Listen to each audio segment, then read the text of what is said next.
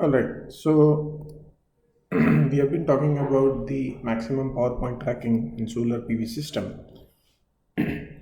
We discussed about some of the uh, local maxima tracking algorithms in previous videos, right? As you may be aware of, there are global MPP tracking also possible. Those methods essentially are based on different concepts, but and a lot of them are based on artificial neural network and so on. At a basic level, you can look at those as a sweeping algorithm, right? So essentially, they sweep through the P versus V curve, and then that P versus V curve may have a couple of maximas, local maxima, and then they sort of choose the one which is absolute maxima out of those local maximas, right, or global maxima.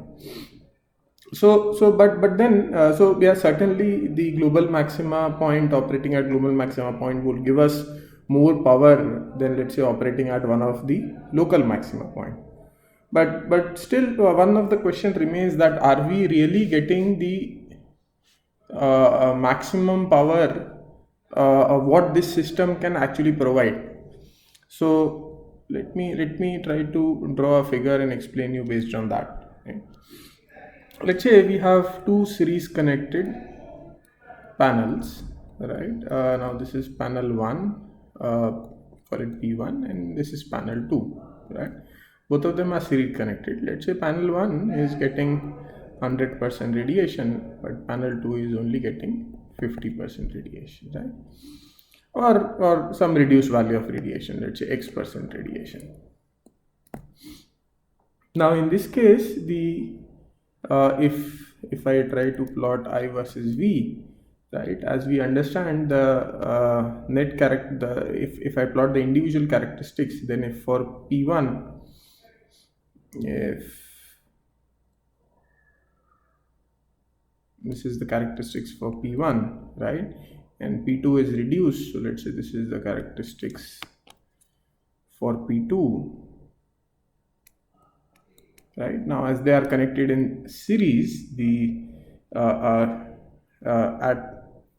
a given current, their voltages will get added. So the resultant characteristics of this series combination would look something like this, right? All right. Now we see that if I draw power versus voltage graph of this resultant system, then it may look something like this.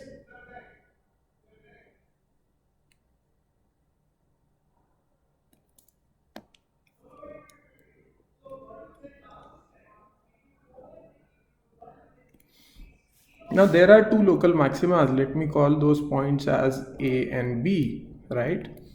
Out of which one would be global maxima. So let's say we are using one of the global maxima tracking methods, and we are able to locate one of these methods as global maxima, and we start operating this string, this series combination of the panel at that point. So let's say let A be the global maxima, right? If A is global maxima, then you see what is happening with individual panel. You are operating at A, that means this is the voltage VA at which we are operating, which is the total string voltage. That means if you see, this is essentially the point at which we are operating in the combined characteristics, right? Which implies that the total current flowing in the string is IA, right? And it says that P1 is current is flowing IA, but P2 is completely bypassed through the bypass diode of that module, and therefore P2 current is the current flowing through the panel P2 is actually zero, or rather panel P2 is not producing any power, right? It's only panel P1 which is producing that power, right? So in this case of scenario A, what we are seeing is only P1 producing power, is giving you power, and P2 is not giving you power, right? It's not giving anything. So what it implies is that yes, overall you are operating at global maxima, but P2 could have given power, right? So you had a chance of even extracting more power, but unfortunately we are unable to do that because they are connected in series, so to say, right? So a global maxima certainly means that in that series combination that is the best you can do, but that does not mean that that is not the addition of the maximum power of all of them. So if P1 and P2 are connected in series, right, then the P max, if you track for this combination, is going to be less or equal to the P max if you individually track P1 and P2, right? So this is the basic concept. I've written less or equal to, so in some situation they may be equal. For example, if they have equal radiation, then the total power is going to be equal to the max power of 1 plus max power of 2, but in some situation that may not be the case. This is the basic reason why people have started talking about so-called distributed MPPT, right, or DMPPT. So this is the motivation people started talking about distributed MPPT, right? It's also called as DMPPT. Same thing, I've given you an example of a series connected panel with different shading. If you consider parallel panels, right, with different maximum power point voltage or with different open circuit voltages, still you can see that this kind of phenomena will occur, and your maximum power from the parallel combination is going to be less or equal to the maximum which we could have got from the individual panels if we have used them individually. So let us see what is this distributed MPPT and how does it essentially solves this challenge. Let's start with the string level distributed MPPT, right?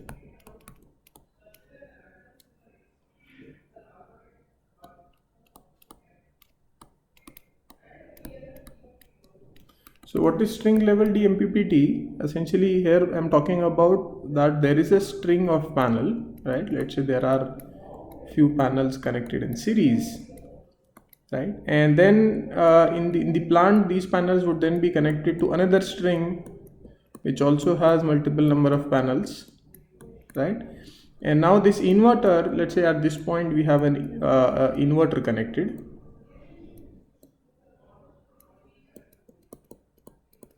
and here you have grid. It's a three-phase grid, for example.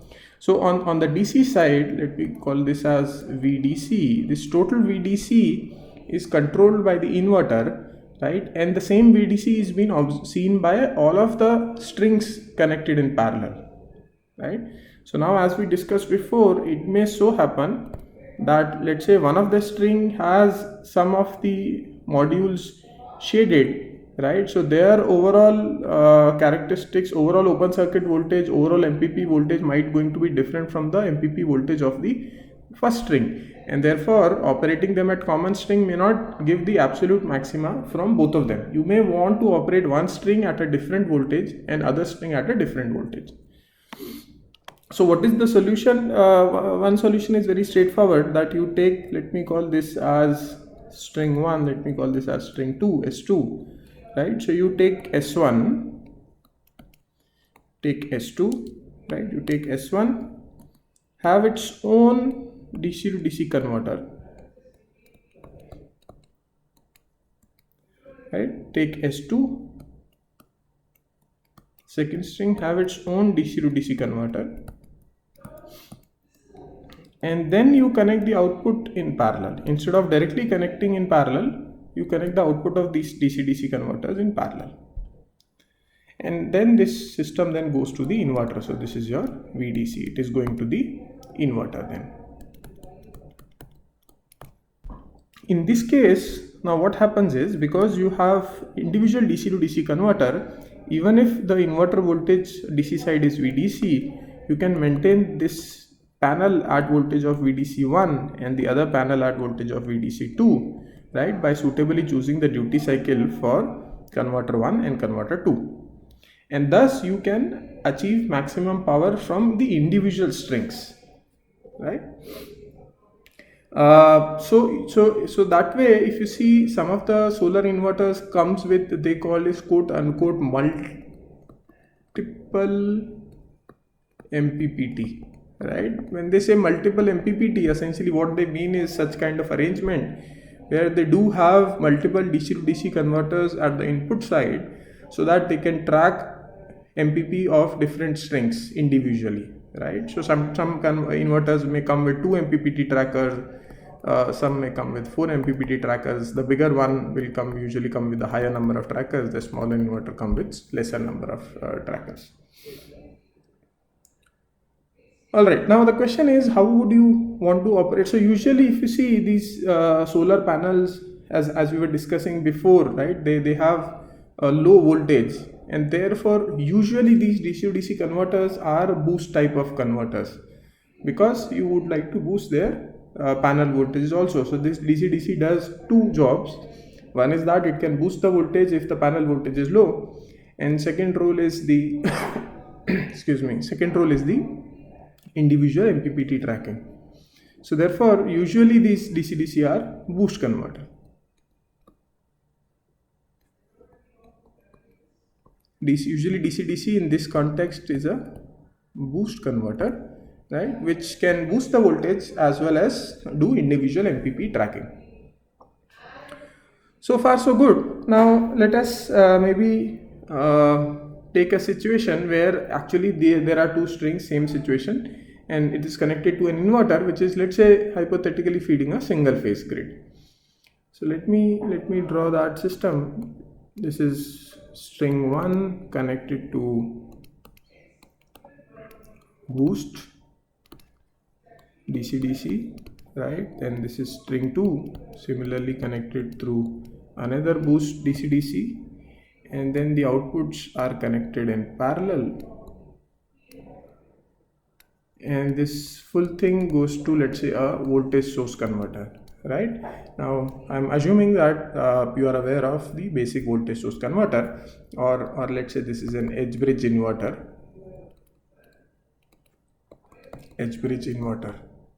right? And then this connects to a single phase grid. Now from the characteristics of the edge bridge inverter, we understand that its DC voltage VDC is going to be greater than or equal to the peak value of the AC voltage, right? So if I consider AC voltage as 230 volt RMS, then your VDC is going to be greater or equal to about 325 volt, or let's say about 350 volt. If you add some modulation index limit, then let's say it's about 350 volt roughly. So now the question comes that if you're here in this system, your DC voltage can go anything from 350 volt and above. It cannot go below 350 volt, right? Consider a situation where both panels are at the same radiation. They are identical. Both strings are identical, right? There is no difference, and they have MPP voltage of 500 volt each. Then what you can do is, because you see their individual voltage is high, right? You don't need to necessarily boost. So you can always, if you see the boost structure, this is how it looks like, right? So if you completely open this switch, the current will just flow directly and there's going to be no boost operation happening. So you can completely open the switch, or the duty cycle of the switch becomes essentially 0, and you can control the inverter to control the VDC equal to 500 volts. So in this situation, let me draw a table that might be easier to understand. So VMPP1, VMPP2 and VDC, right? So if both of them are 500 volt, then you can control the DC voltage to be slightly more than 500 to accommodate the drop across the boost diode and the inductor, but that's it, right? Roughly about 500 volt if you consider ideal boost. What if one of the MPP is at 400 volt and other one is at 500 volt? Then what do you want to have? You would like VDC to be 500 volt, right? So that VMPP2 you will directly get, only VMPP1, this boost converter will operate and it will maintain its VMPP1 voltage as 400 volts. So 400 to 500 it will boost. The other converter will not do any boosting. This is one situation, or I could have also had this situation, same thing, 400, 500, and I could have had the DC voltage, let's say 700. In that case, boost 1 will boost from 400 to 700 and boost 2 will boost from 500 to 700. Still it will work. But out of these two situations, which is preferred? So the preferred situation is the left hand side situation. Reason being that here, if you see the right hand side situation, what essentially you are doing, from the DC, you are boosting to a high voltage DC, 700 volt, right? From 500 volt, you are boosting to 700. Then again, you are bucking it to 230 volt AC. Right now, this is this situation, and the other situation is that you go from DC 500 and you maintain it at DC 500. You don't boost it, and then yes, you need to buck it to 230. So unnecessarily taking the DC voltage higher in the intermediate step will reduce the conversion efficiency of all the systems, right? Both for this DC-DC boost also the efficiency is going to be poor, and for the inverter, buck inverter also the efficiency is going to be poor. Therefore here you will have more converter losses. Conversion, we can call it conversion. Conversion means the process of converting this 500 volt DC to 230 volt AC. It includes switching loss, conduction loss, inductor loss, and so on. So more conversion loss. Maybe at a later point we will talk a little bit in more detail about these conversion losses in the power electronic system, but roughly you see it will have more conversion loss. The second will have lesser conversion loss, and therefore this 500 to 500 architecture is preferred. Now how to achieve it? If you say one thing, we could have actually how to control this system, right? One possibility would have been that okay, this inverter always control this DC voltage to, let's say, 700 volt, and then individual boost will track the MPP voltage of each of them, which is actually this, if I say scenario A and scenario B, that is scenario B, which it seems simpler, right? It's a simpler solution. Inverter always maintains the DC voltage to 700 and each boost measures the power, right, and applies one of the algorithm that we have learned and adjusts the duty cycle, right? Each boost will look at the output voltage as fixed 700, and it's like a battery situation, and then each boost can actually do MPPT. But that may not be the best scenario, right? We have seen the situation B is actually not a good situation. So how do we achieve situation A? Situation A can, like, there are multiple ways. For instance, if all three of them, right, are housed in a single box, so all three of them can actually talk to each other, then as soon as situation B occurs, both the boost converter can tell inverter to reduce the reference voltage from 700 to 500, and then it can go to system A, it can go to scenario A, right? That is one thing. If all of them can talk to each other, then obviously if they can talk, then boost 1 can say my DC voltage is 400, boost 2 will say mine is 500, inverter would say what heck, why am I operating at 700, let me go down to 500. So if they talk to each other, it becomes much simpler problem to solve, and you can easily move from B to A, right? If they are in the same, if they are in vicinity and they are talking to each other. What if they are not able to talk to each other? What if this is a big inverter which is sitting somewhere outside in the field, and these DC-DC converters are very close to the panels and they are distributed throughout the system, right? You can imagine a big farm where there's a one huge inverter or just few big inverters, right? And there are multiple strings, and each string has its DC-DC converter somewhere which is distributed throughout the field. In that kind of scenario, they will not be able to talk to each other. Then how do we solve this problem? Let me write down. So situation 1 is where boost, another boost, maybe 3-4 more boost, and the inverter, they all communicate, right? If it's a single box which house all of these three components, right, then it's very easy to communicate between each other. Even if they are distributed in field, they may still be able to communicate through some communication channel, right, among each other. That's one situation. And situation 2 is where they are not able to communicate, right? So they are distributed in field, but they are not communicating. There's no communication line. They cannot talk to each other. This is boost 1, this is boost 2, and this is inverter. If they are not able to talk to each other, then how would they know whether they are operating at situation A or situation B, and how can they actually correct it and go to situation A?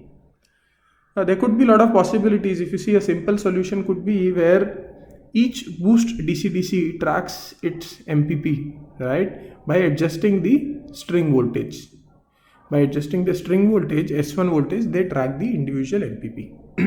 So let's say they have maintained MPP voltage of string 1 at 500, voltage of string 2 at 500, string 1 at 400, string 2 at 500, and the inverter DC voltage is at 700.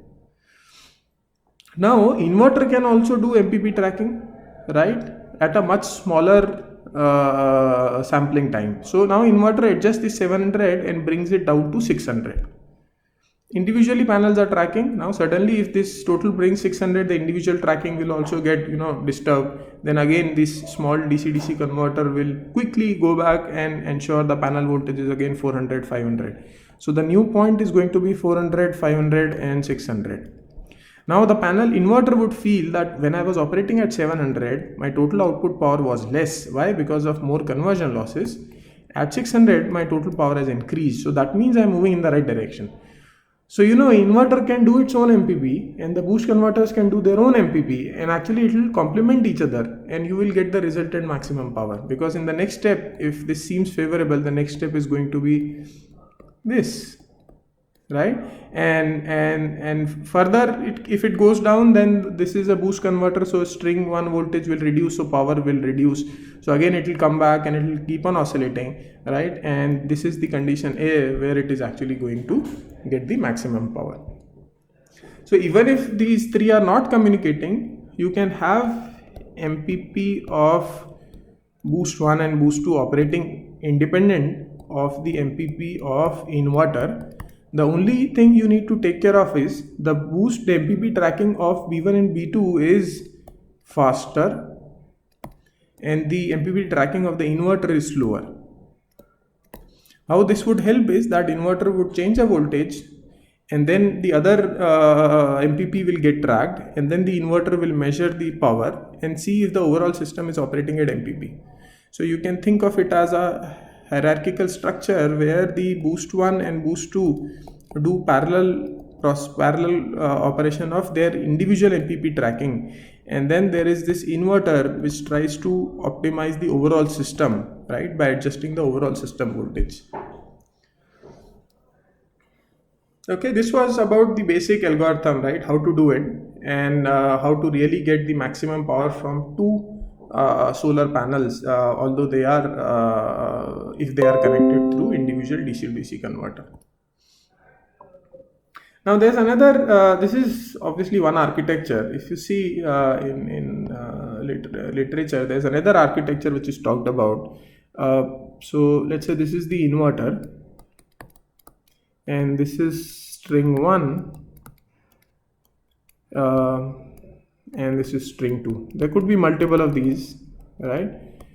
So instead of connecting full-fledged DC-DC converter for each of the string, what you can do is you imagine you have connected a DC source in series with each of these strings, right? And let's say this is some VA and VB. Right, now you imagine the total voltage here is, let's say, 500 volt. If the individual S1 we want to operate at 400, then we can make VA as 100, right? Then this S1 will operate at 400, will give you maximum power, and we make VB as 0, so this S2 sees a 500 volt and gives maximum power. So both individually will give the maximum power. These kind of series injection in voltage can also then therefore be used in a very similar way, the way DC-DC converters are being used, because by adjusting these voltages we can operate these strings at maximum power. This kind of architecture is also people have used the nomenclature string optimizers, right? String optimizers, where essentially means they optimize individual string. What kind of circuit can you use? How can you produce this series DC voltage? Right? You can use any sort of DC to DC converter. For example, you can, let's say this is the string 1, right? You can have, let's say, a DC to DC, for example, push-pull, right? If you have push-pull, then you can regulate the output voltage, right? And it has inherent isolation, right? So the input supply, you can actually give it from the full string. So you can have S1 like this, and similarly you will have another string which is S2, and there also you can have a DC to DC, same thing, and that is also again drawing power from this full series combination. This goes to the inverter. This is just one architecture which is possible, right? So this is a push-pull which takes a very high voltage and produces a small voltage, and you can control each of them to do their individual MPPT tracking, and the inverter does the overall MPPT tracking. Right? Very similar control philosophy as that of cascaded DC-DC converter. Alright, now this is string optimizer, which essentially optimizes multiple strings as they are connected in parallel. You can see that a very similar thing would happen if within a string also. So if we go now down to one string and see how things are operating in one string. Now in one string do have multiple panels, right? And as we discussed that some of them may be shaded, partially shaded, right? And therefore they may not be able to produce a lot of current. But then what happens is, because it's all series connected, the same current flows through all of them. Now this current may be maximum for panel 1, maybe maximum for panel 3, maybe MPP current for panel 3, but for panel 2 it may not necessarily be an MPP current, right? This is what we were seeing in the beginning of this video. Let me just quickly scroll up. Yeah, so you see two panels connected in series. Although we were getting total max P max of P1 plus P2, but we are not getting the maximum of the individual panels, right? So how we can solve the problem is, if, right, let's say P1 and P3 are normal, so their current can be MPP current is, let's say, 1 ampere, right? This is the IMP. So we would like P1 and P3 to operate at 1 ampere, but P2 is shaded. So let's say its MPP current is half ampere. So what we can do is, we can connect additional current source in parallel to P1, so that if 1 ampere flows from P1, we can connect additional source in parallel to P2, so that if 1 ampere flows from P1, half ampere can flow from P2 and half can be provided by this source, and P3 also 1 ampere flows. That way individually P1, P2 and P3, all of them individually operate at their maximum power, and thus we get a total better, more yield from the same system. Right? So by connecting these sources in parallel, we can actually achieve individual tracking within a string. Right? And therefore these are sometimes also called as module optimizers. Right? The earlier one was string optimizer. This is module optimizer, because it's optimizing each module connected in a string. So this situation, how can we practically achieve? How can we achieve a controllable current source? Again, you can use any DC to DC converter. For example, you can use a flyback.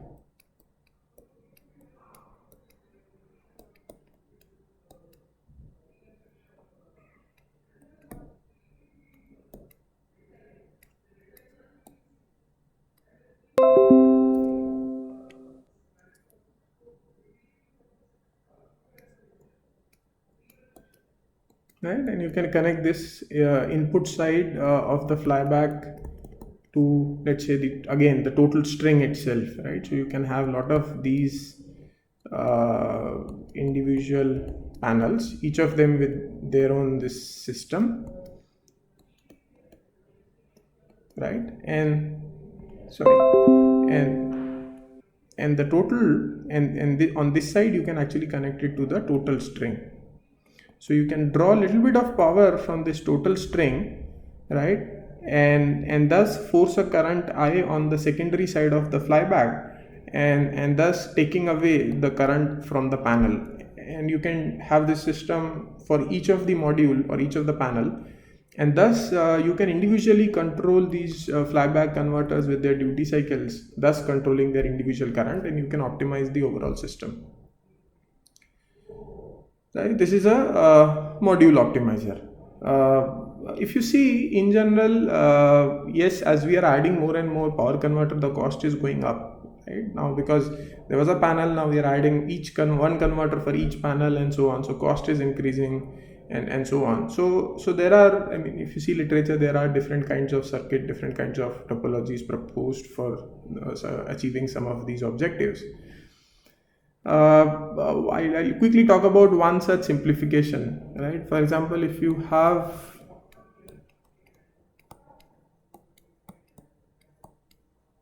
let me take a situation of only two panels, right? So I have, let's say, two panels, panel 1, panel 2, and now I have connected two flyback converter outputs here.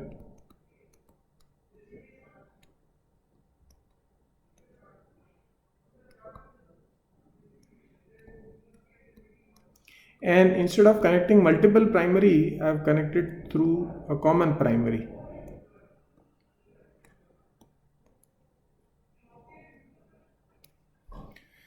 Now, how does this system behave? Let us see. I mean, this sort of reduces the cost, right? Because earlier situation you had multiple primaries. Now you have a single primary. You still have multiple secondary, but that might really reduce the overall cost of the system.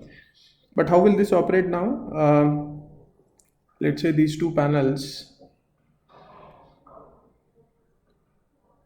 they are connected in series. Let's say their radiations are different, right? Panel 1 and panel 2. So panel 2 has lesser radiation. So initially, let's say, so the MPP current for panel 1, if this is 1 ampere, MPP current for panel 2 is, let's say, half a ampere, right? This is, I'm drawing I versus V graph.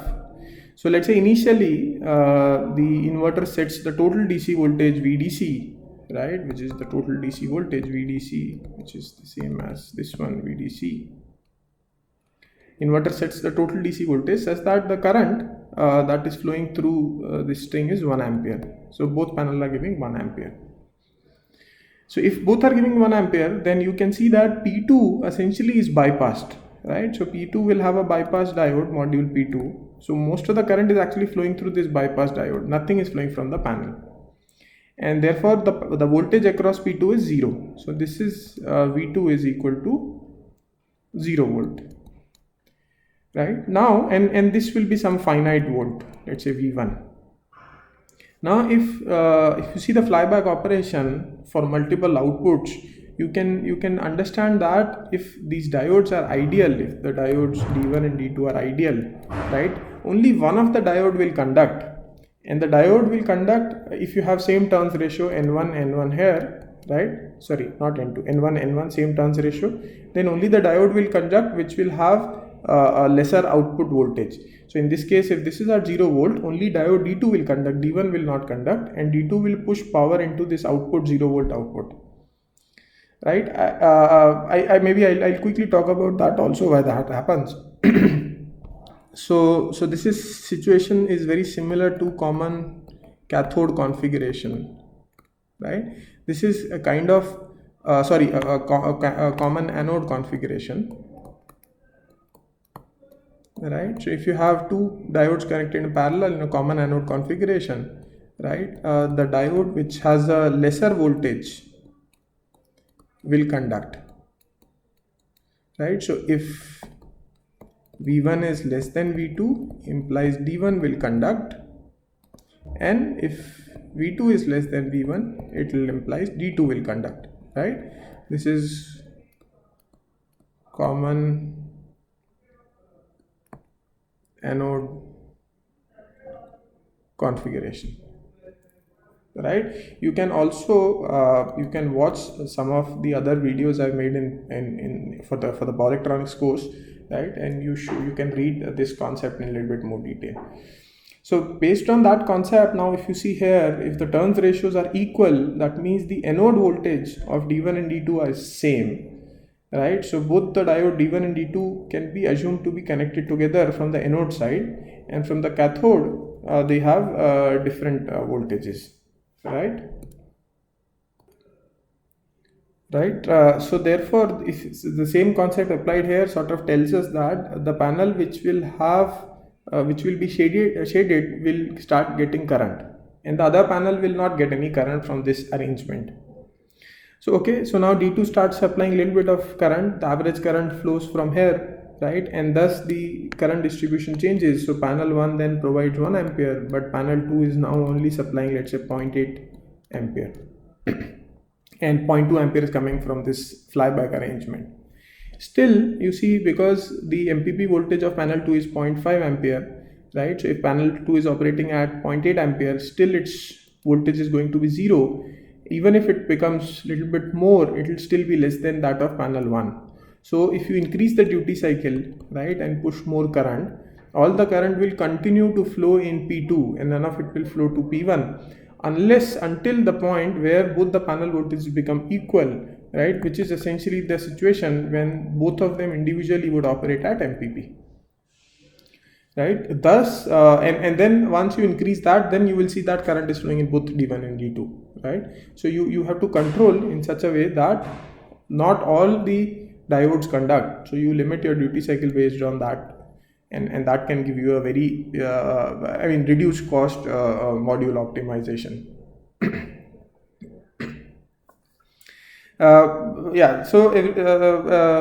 Things are not for free, right? So for instance, here we could reduce the circuit and we could gain something, but you need to understand there is still challenge. The challenge comes if both the panels P1 and P2 do not have the same MPP voltage. So if they have the same MPP voltage, then yes, this circuit will ensure that both the panels will operate at same voltage. But if P1 and P2, let's say P2 has 60 cells, out of which few are shaded, so they are bypassed, so it is not same MPP voltage as P1. In that case, you can understand that this system will not work as effectively as we have thought. I would leave that thing for you guys to think of, right? So you need to think that what if VMPP1 is not equal to VMPP2? Yeah, then yes, this will not actually be able to extract the maximum power from each of them.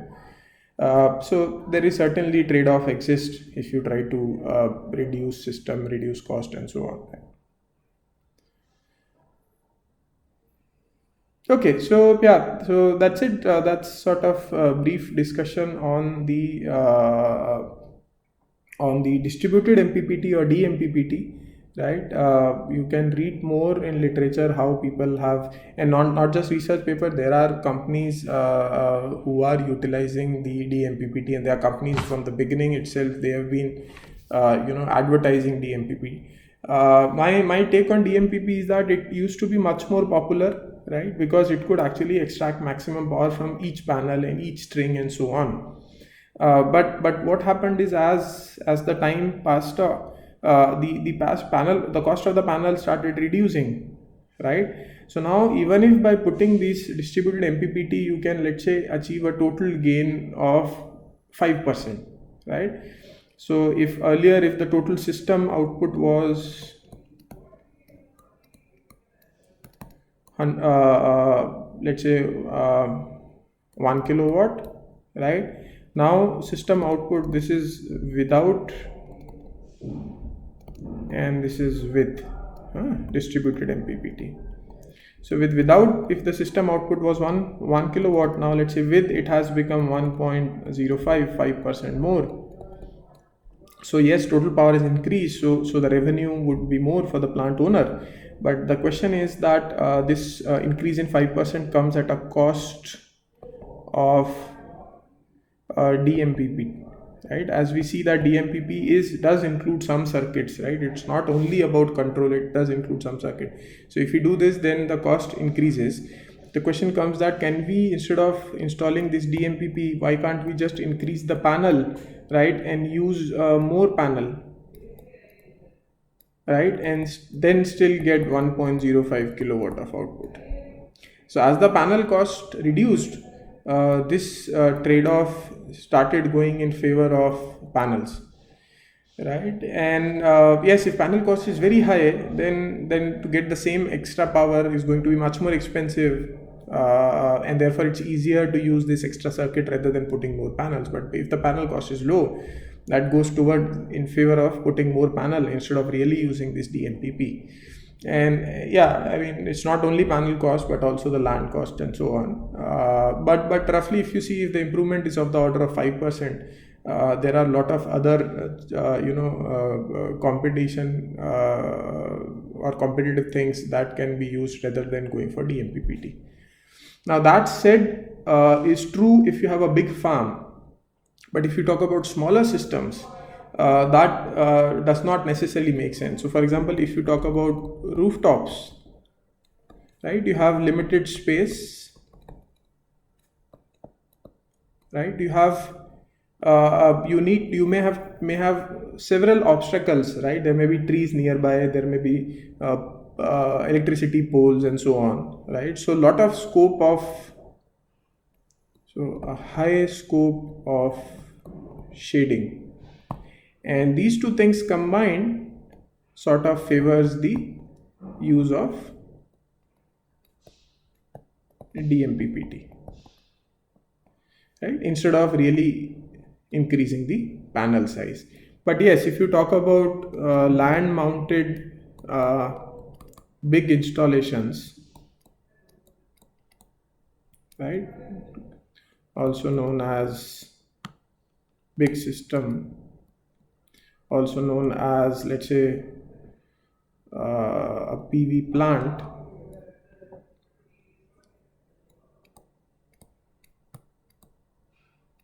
right, a land mounted PV plant. In this case, you would see that DMPPT does not create a very strong case. Here it may still be favorable depending on the cost of the panel, cost of the land, and size of the land and so on, but more or less you can get extra power by putting more strings. You still I mean, that said, you still I mean, if you see, most of the inverters still do the string level optimization by putting, as I told you, some of the inverters will put 2, some of the inverters will put 4, and so on, right? So I think I told you somewhere above. Yeah, so if you see, some inverters will put 2 MPPT, some will put 4 MPPT. So this kind of thing is pretty common, right? But so that means there would still be, let's say, 5-10 strings or 2-3 strings commonly connected together and then being tracked by one DC-DC converter. But tracking individual string with a DC-DC converter might not necessarily be a very cost-effective solution. So yeah, that is something which is and definitely, I mean, the module optimizers is even a little bit more costlier, because then the polytrons gets distributed throughout the system. So usually the advantages of using DMPPT reduces if we talk about the bigger systems.